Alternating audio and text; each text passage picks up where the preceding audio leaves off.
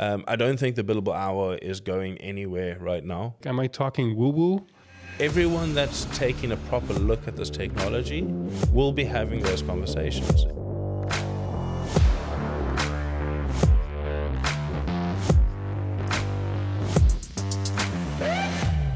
Welcome to Beyond Billable. This podcast is an exploration of the impact of artificial intelligence on companies that rely on the billable hour. So far, artificial intelligence has caused efficiencies which have mostly been passed on to clients without monetization. But as AI progresses, I foresee it having a way bigger impact than efficiencies alone. There will be winners, there will be losers. And it is my goal to share these changes with you before they happen so that you will stay ahead. During this first conversation, I sit down with Chris Williams, who is the head of community at Legora. Legora is a company that was founded in 2023, and they've gone through really fast growth. They raised $35 million, grew from 10 employees to 60 employees in less than a year, have about 200 clients in 15 different countries, and have thousands of daily active users. My conversation with Chris shed some light on the secret behind the success of this company. They don't scare their clients into using their product. Instead, they see their endeavor as a collaborative journey towards artificial general intelligence. They focus on what is possible now, and they make that happen in a super easy to use product. This podcast is a collaboration with Neo House Amsterdam, and I really hope you enjoy this informative discussion with Chris Williams. Chris, can you explain artificial general intelligence to me?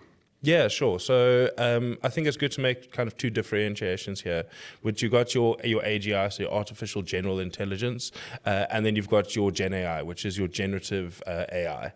Now, generative AI is very good at performing individual tasks, whether this be to analyze something, to read a document. It's got various tasks that it can achieve, right? But these are singular in form. Whereas when you start moving towards this artificial general intelligence, this is where it can start to read, understand, and think more like a human would. And this is where you start to see conversations moving a little bit from the general chatbots now into the kind of agents. And slowly the market is moving more towards the space of being artificial general intelligence, where AI can actually go and perform various jobs as a human would. And when do you think we'll get to that level? So I mean, I do think that in theory right now it is very it's theoretical at the moment, and it's a little bit like I was talking about someone the other day when we had this kind of race for who could be the first on the moon, right? And you had all these different nations racing. We see that a little bit in the kind of the key foundational models right now. They're all seen as a race to see who can get to AGI first. I think before we get there, we start going to see a lot of kind of increase in kind of compute behind these models. So, right now you've got the ability to send one prompt towards a language model, get your kind of response back. But as we see more and more of the kind of reasoning models, it's starting to take this query that you've given it, break that down into the individual parameters and different searches it can make, go and shoot that out. So quickly you can start moving from one prompt towards the system can then send out 1,000 different prompts with slightly different variations, get that back formulated, and then give you a much more thorough response, right? What we've seen with these reasoning models. So I do think we're progressing towards it, but when we actually reach the state of AGI, I'm not too sure. I think maybe in 2026, but I think we're still a while off before seeing it. So if we contextualize it, so if we say AGI like in a legal context, what would that look like? So what we see a lot at Legora is, right, you have these different workflows that you have to complete. Now those workflows typically are made up of various different tasks that a lawyer would go and do in order to achieve that job. So I think in a kind of a legal context, if you're thinking around doing various compliance jobs, the ability to go and be able to check different documentation to find information, be able to kind of make each one of those kind of key steps towards actually creating a compliance report. Or even if you look at it in the sense of due diligence, right? You go and you review a couple thousand documents, you find all the key information that you need to extract from it. You then take that information, you go draft yourself a risk report. I think when you start to talk about what it can achieve in the legal context, it's being able to say, okay, I need to draft a due diligence report, and then to break down the different tasks, create a plan of how to execute that, and then to actually run it through. So the system can go from reviewing the documents to generating the report through one kind of harmonious workflow. Right. So that sounds like it's replacing not an entire human, but it's replacing a human for a particular task. Yes. Yeah. So I mean, I think what we've seen is, I wouldn't say replacing a human, because I do think that in a lot of cases it still very much needs a human oversight. There's things that we talk about, like what are these AI tools not good at doing? Where does the human value lie? It's an understanding like the areas where it require like critical thinking, and the more kind of strategic work around how a job is done. So I think the role has changed, but there's definitely a lot of the more cumbersome, more kind of repetitive, time-consuming tasks that AI can go and perform for you, and you as a human can basically verify those outputs. But if we extrapolate what's been happening over the last like 2 to 3 years, and because you went as far to look into the future to 2026, yeah. What if we looked at like 30 or 33? Yeah. And how would that look? Because it's not that far away, like 5 years from now. I think it's a very difficult question to answer, because if you just look at the market and how quickly things are evolving, how direction seems to keep pivoting slightly, to know where it's going to be in that 10, 20, 30 years from now is very, very difficult to kind of say. What I do strongly believe is that when we look back in 10 years, it is going to have changed. The world's going to have changed. The way that we as humans operate is going to have changed, right? Like any big technology shift that we've had in human, that humans have created.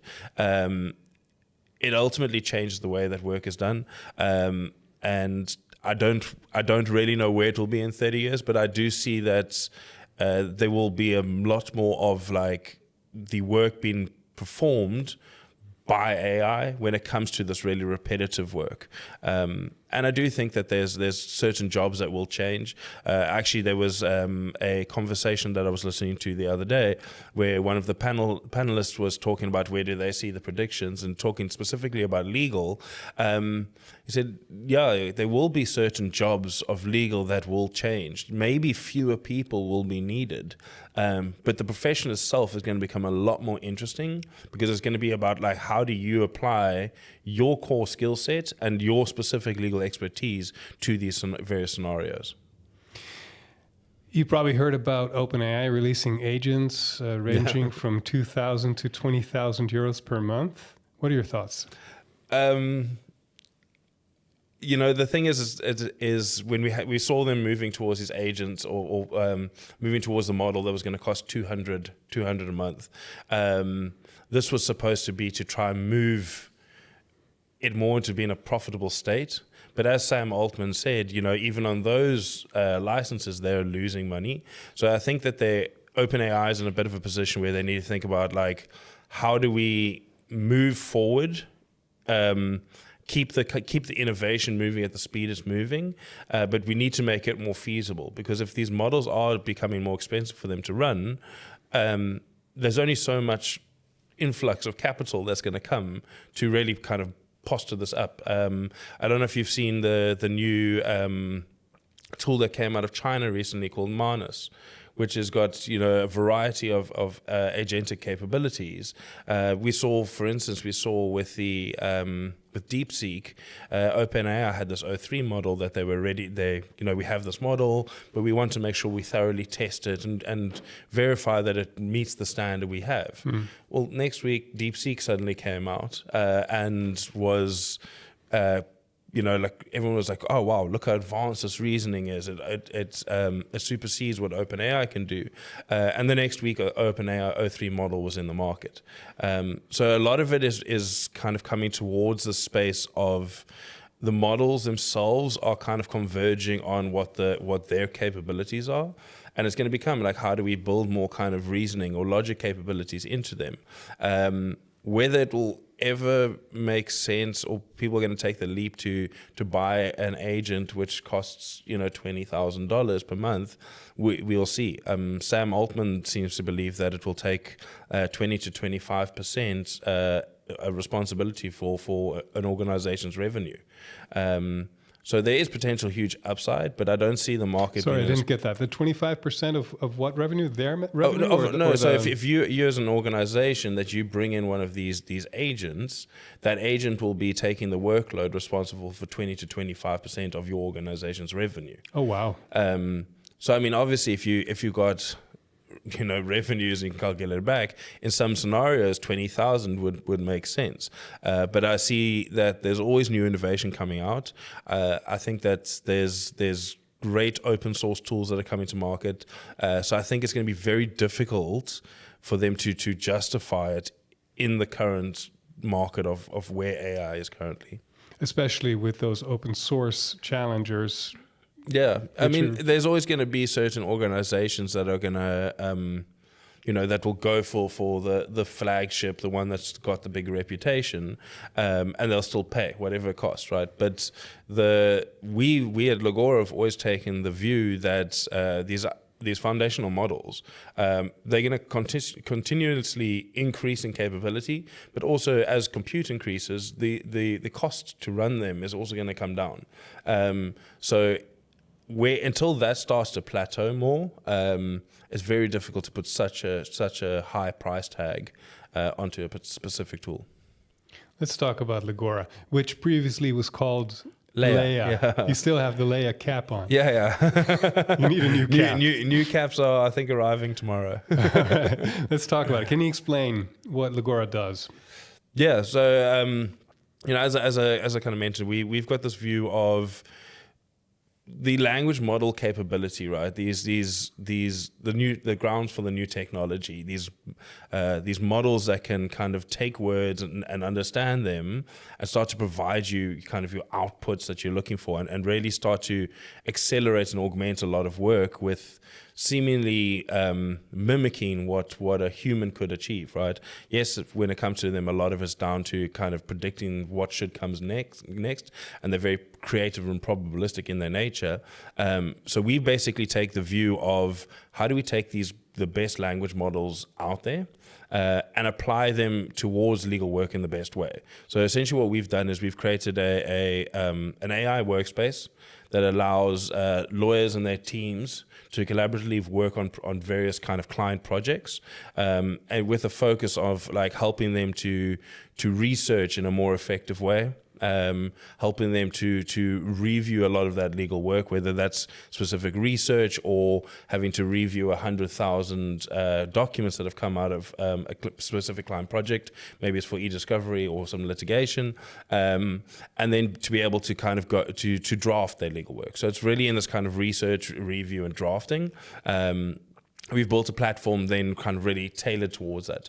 Legora in itself is an agent that also has various tools that it can select from based on the various tasks that you ask it to support you with. So you call it an agent because what essentially what we're doing, or the way I look at what an agent is, right, is it has the ability to be given a request. It has the ability to kind of think about that request, create a plan on how it should execute it, and then use what it has as its disposal to then go and execute that job. And that's a little bit what an agent itself is. So you might, for instance, be, as I say, working on a large litigation project where you need to create a chronology of a bunch of documents in a particular database. That the Legora would go and select a tool that's specifically designed to gather all the events and create those chronologies.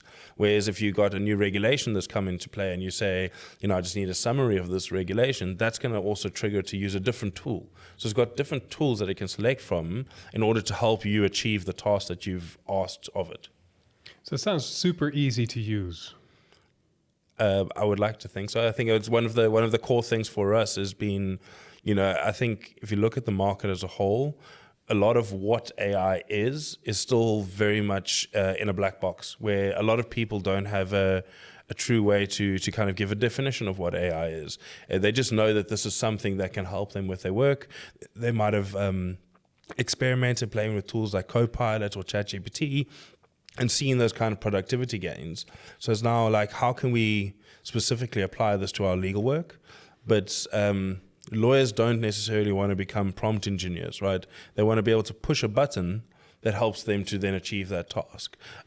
So the ease of use for us has always been to build a platform that any lawyer could intuitively understand, and it would be able to support them with their work from day one.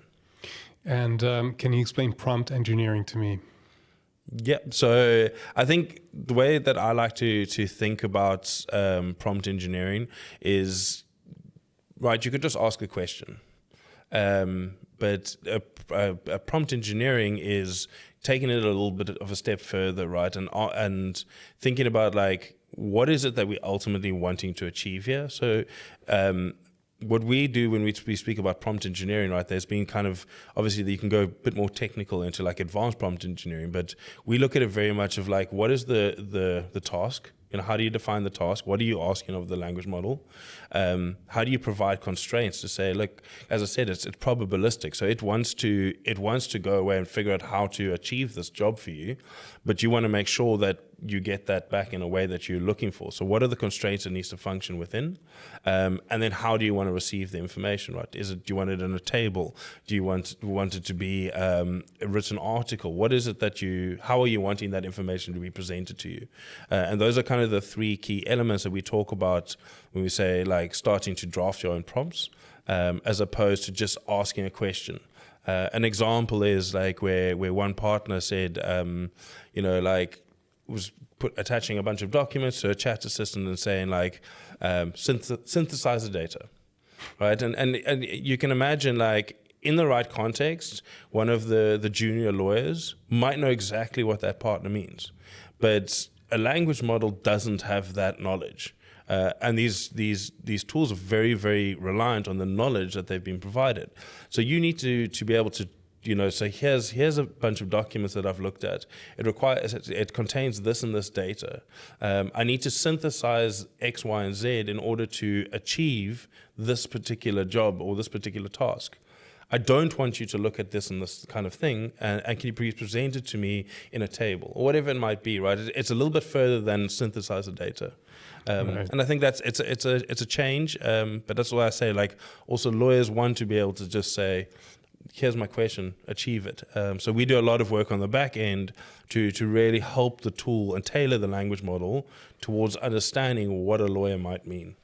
Right, and I can imagine there's a fine line there, something to balance, because the more you do under the hood, without the user knowing it, the less control the user has over what decisions are being made. Can you talk a little bit about that? Yeah, I think that's where the whole transparency side of things is really important to us, right? So when you ask a Legora to do something for you, it's going to show you that right now I'm creating a plan. Right now I'm using this tool. So it's going to be transparent and telling you like what it's doing for each to help you achieve the task that you've asked it to help you with. So we engineer it taking the view of like, we can take a deep understanding of the language models, of the platform, and we can really help to tailor this.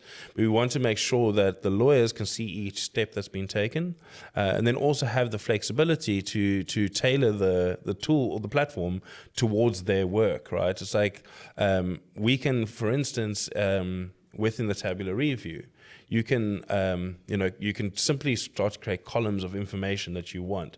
And those are very flexible. You can put in whatever columns you would like. You can put in whatever definitions you want there. And we have what's called AI generate. So you could, put in a label, click AI generate, and Legora will generate the prompt for you. In most cases, this will help you achieve what you're looking to achieve, but there also might be certain times where you want to take it further, add more context behind the tool, or say, this is the specific way that we talk about this, so that you can get those outputs then tailored towards your need. So there's a flexibility layer that's on top of it. But I think that with AI evolving as quickly as it is, it's important to know that you kind of got the best practices and the best people looking at, like, okay, how do we apply this technology in a way that then makes it user friendly for you? Tell me about the Tony Hawk story. Tony Hawk, yeah. So I was at an event in Stockholm a couple of weeks ago, where Tony Hawk was one of the speakers there, and then you and I were talking a bit about, like, so there's a technology space. What is Tony Hawk doing there, right? He's a skateboarder. What is he going to be talking about? And I found it really interesting, because what Tony talks about is, when he was a professional skateboarder, he went and landed the first 900, right? This was seen as a trick that was like unattainable, like no one could achieve that.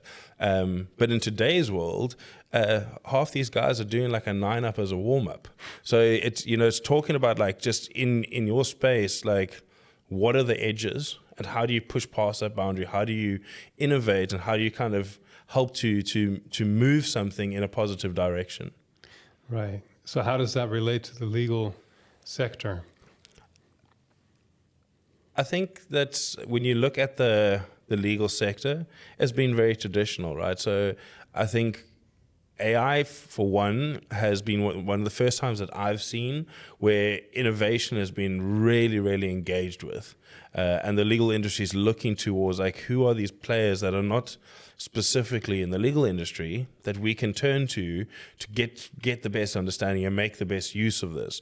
And right now, for instance, there's use cases that are not capable for, well, AI is not great at doing, right? But there's people that are constantly like, I'm going to land the first 900. So I think it's not necessarily a question within legal, but it's more of like, this is something that happens in the world. Maybe legal is resistant to it in some way, but it's going to happen. So how do you kind of embrace it and just push yourself to kind of break through those boundaries?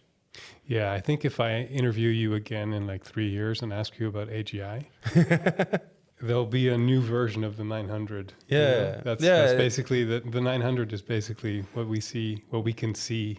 No, happen. Exactly. They're kind of the three areas of AI that I see talked about the most, or maybe 4. Right now, you've got this Gen AI, which is as we said earlier. Then you've got agents, so they are taking the Gen AI with a kind of a plan to go and execute and to perform a task.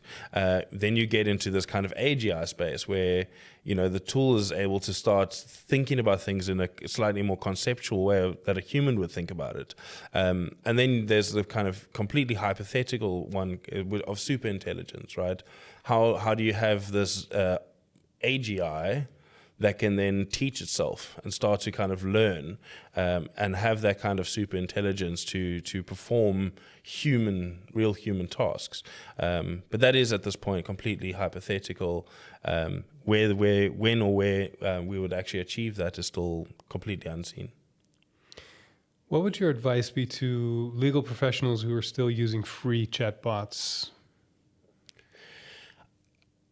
I mean, obviously, so there's a whole thing, right? If something's free, you're the product. So obviously, if you are using like sensitive information, you don't want to be using that within a free environment. If you're not working with sensitive information, and maybe it's not, something that's very specific to your legal work, I think it's great that people are embracing the free tools, right? Wherever you get started, great, as long as you do get started in understanding and utilizing these tools. But as you move more towards like your legal work, you want to find tools that are going to provide you with the kind of reliability, with the right security, the right environment for you to actually go and do that work without being at risk of providing or exposing information that you shouldn't. And then there's also the level of lawyers and legal professionals that are using Copilot, the paid version. Yeah.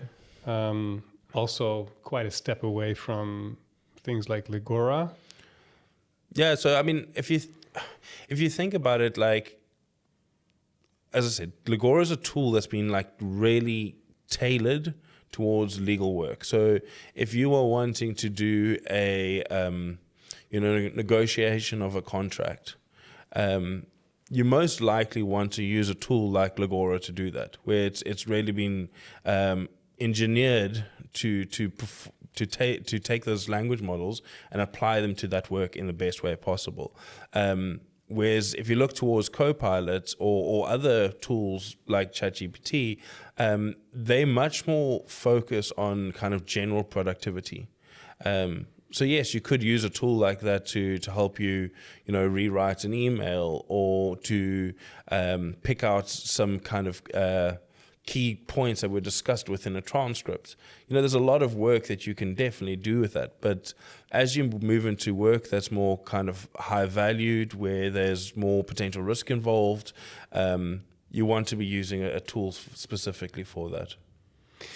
What would your advice be to legal professionals that are actually using your products and are really seeing some big efficiency gains? Keep using it? no. I mean, well, it's in the context of the billable hour.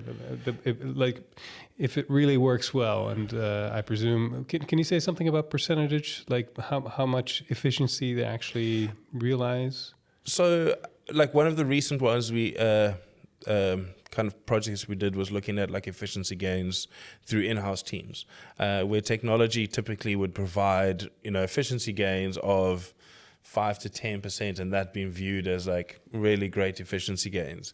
But you now have a space where certain use cases you can gain like a 60% efficiency gain, or if not more. So there's this kind of undeniable efficiency gain. So I think a little bit to your question around the billable hour, I don't think the billable hour is going anywhere right now. I think that there's a lot of opportunity because of efficiency gains that you, for instance, as a law firm, can spend more time getting to understand your clients, how their businesses operate, and finding opportunities to work as essentially as business development, right?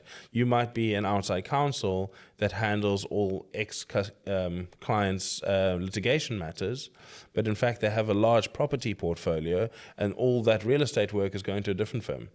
This gives you the opportunity to go spend the time building the relationships to make sure that you get that business in, particularly we've got a fantastic real estate team. Like how do we do that? I think that there's a lot of opportunity. Sorry to interrupt you, but what you're basically saying is that they should spend that on sales. Doesn't it just hurt the bottom line? I don't think it's a question necessarily of hurting the bottom line, because again, it depends. So when I say that, it's about what's most meaningful to you, right? By having more time available, what's more meaningful? It could be that you're working on a lot of kind of value-based work, and you want to make sure that you can increase the best margins of that and be able to pass on some of that savings to clients. You might be in a scenario where you do a lot of value-add work for clients, which ultimately become write-off or are classified as non-billable work. How do you automate a lot of that work so that your lawyers can then go spend all their time on billable work? I just think that there's always been this kind of conversation about AI replacing one, so AI is going to replace a lawyer. No, it's not. It's the lawyer using AI that's going to replace you.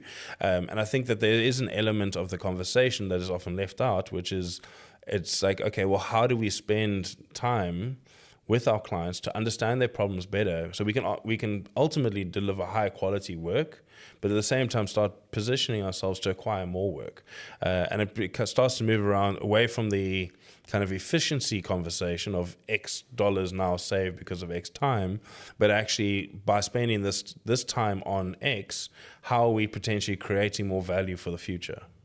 So what you're saying basically is that those that have started with playing around with these tools are creating a competitive advantage?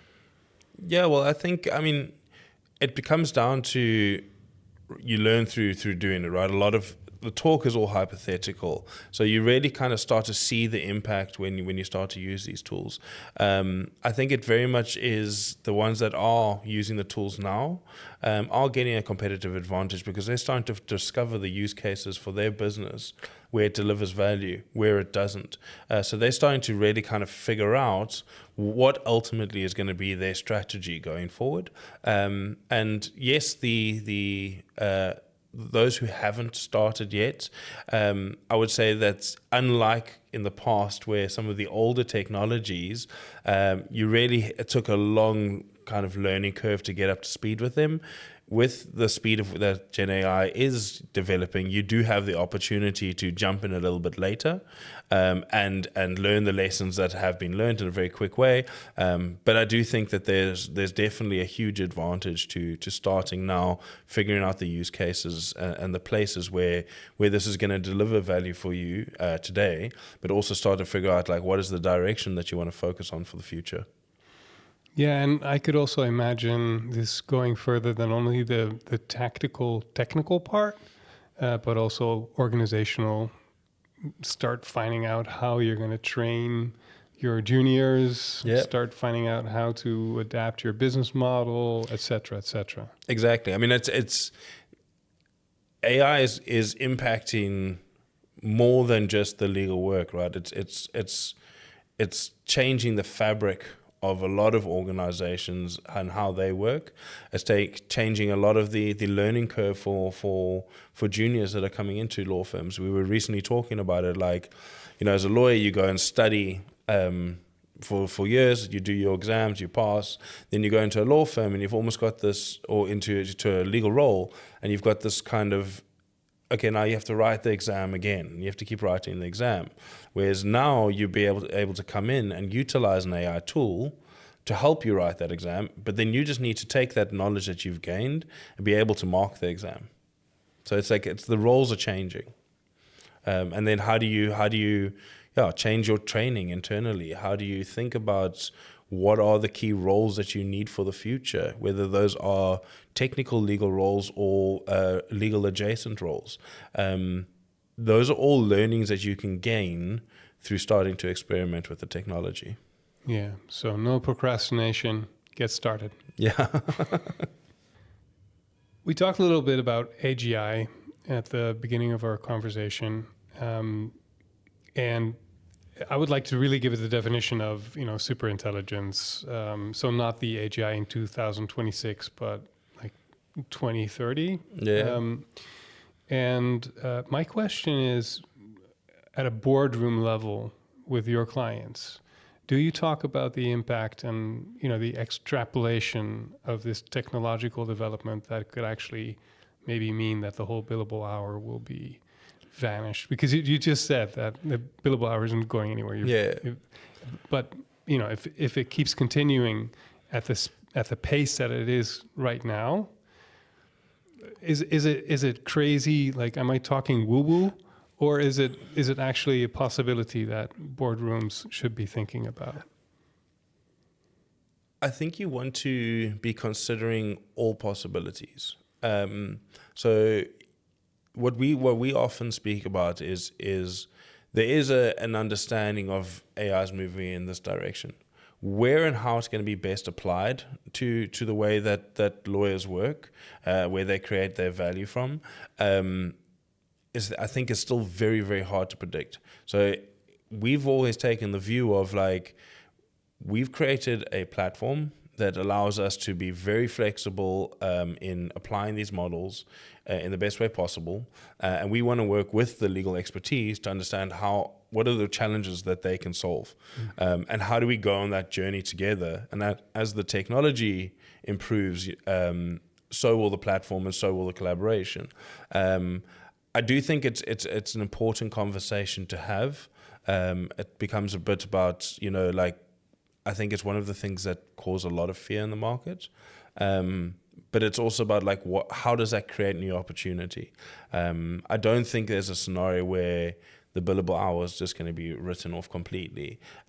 You might even start to talk about it that where with client work, things have become more value-based, but maybe within internal operations, KPIs are still tracked on billables.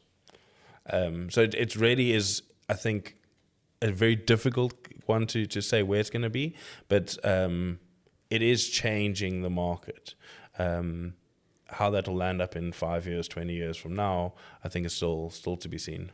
And are boardrooms talking about this amongst your clients? Yeah, I mean, I think that everyone that's taking a proper look at this technology will be having those conversations. Is how does this ultimately affect our business model? And if it is going to affect it in this way, how do we start to put the right pieces in place to create alternative revenue or to bolster different revenue? Someone spoke to me the other day around, work being labeled as developed in collaboration with AI. And you're starting to get to like a question of like, the work is still the same work. How do we maybe put a label of this has got your kind of extreme or superior shipping on it? Or, there's a lot of work that people are not going to want a law firm to go throw 1,000 paralegals at a problem and say, well, we want to see AI being used here. So it is shifting, but I really don't have a good idea of where it will be in the future. There's been over the last, 30 years or so, if not even longer, with any technology, there's been, how is this going to affect the billable hour? And it's been very resilient in that way because it is fundamental to the way that lawyers operate, or law firms operate. So yeah. Last question. Your roadmap, what can you reveal? The roadmap, I think there's a big, we talk about Legora being like the world's first truly collaborative AI workspace for lawyers. And what that means is, yes, you and your team can work in projects, but how do we really kind of increase the human collaboration with AI? So, how do we provide a workspace that allows lawyers, their clients, lawyers, clients, and AI to kind of harmoniously work together? I think that you'll see a lot of increased capabilities where people are starting to build more kind of reasoning models into tools. I think for us, we are focusing always on like how do we make sure that this addresses our clients' use cases in the best way possible. How do we make sure that it is a collaborative environment that allows the right information, the right people to be working on various legal work together? And then, how do you start to apply AI in an agentic way towards various workflows? Will Legora take over your computer someday? I don't see it on the roadmap anytime soon. I think we very much believe that as fast as AI is evolving, it's still quite a long way off from being autonomous from the lawyer's input. So I think that there's very much going to be these critical steps in a lot of workflows that require that deep legal expertise, that human expertise. There's more value to be found in other parts of the technology. Yeah. Is there anything else you would like to share with our listeners? I think maybe the main thing that I mentioned when we were talking about the kind of the free to use tools, right? I think it is a disservice to yourself if you're not taking the time to start experimenting with these tools, to start seeing how you can use them, whether that's for your legal work or not. But I also think specifically from a legal work perspective, there's really good tools out here that provide you with the right level of trust, that you can see that the work is of a high quality as your work. So I would encourage you to start playing with it, because the longer it takes you to start experimenting with these tools, the further you're going to be behind others. Yes, there's also great companies that are open sourcing a lot of this information, but I'm very much a believer in you learn through doing less than speaking. So take a practical approach and experiment with some of these tools. Thank you so much, Chris. Pleasure.